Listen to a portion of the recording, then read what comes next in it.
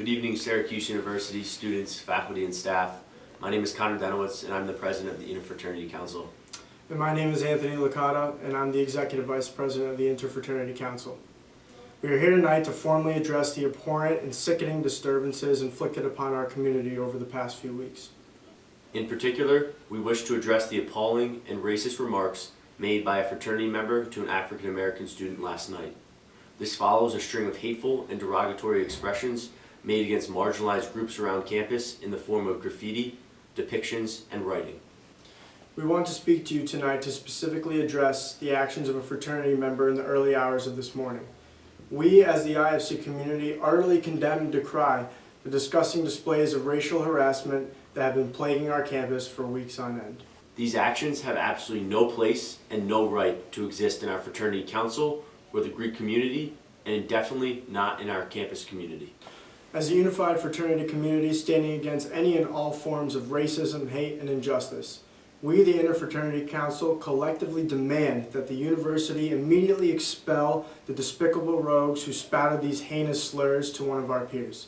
As a University Conduct Board member myself, I have the utmost confidence that my colleagues down at the Office of Student Rights and Responsibilities will move swiftly and quickly and promptly in this matter to permanently banish the perpetrator from Syracuse University. These kinds of wicked individuals belong nowhere near a college campus across our nation. Upon giving this address, I, as the IFC president, will sign an executive order to indefinitely remove the perpetrator's fraternity chapter from affiliation and participation within our council. The chapter is prohibited from conducting activities and operations as one of our members.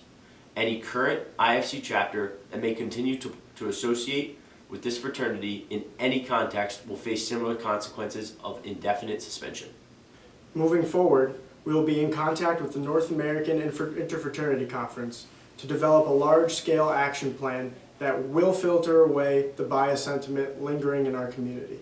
Prior to what has culminated in recent weeks, our Executive Council had already instituted a mandated programming series for all of our chapters to receive training from the Office of Multicultural Affairs as well as health promotions at the Barnes Center. It is clear that these prior measures on our part must be expanded upon, and so we pledge ourselves to do so. In the meantime, we ask that our fellow students, faculty, staff, and friends in the media to not mislabel this particular incident as a byproduct or a caricature of the larger fraternity community as a whole.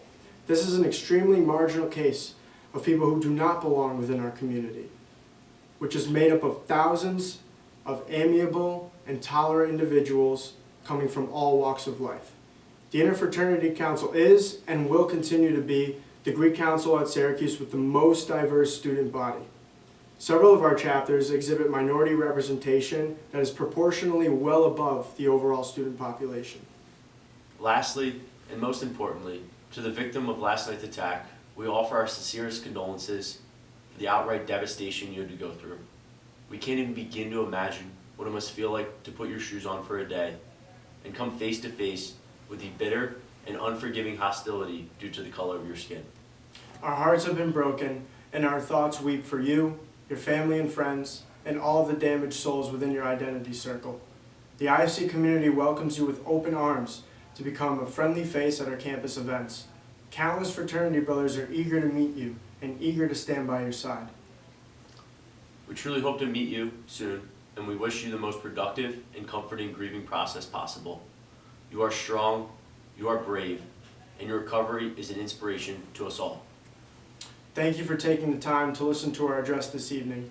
The Interfraternity Council is optimistic that we will emerge from these dark times as a stronger, more unified student body. Stay positive, stay vocal, and stay powerful in your pursuit for equality and justice on campus. Good night.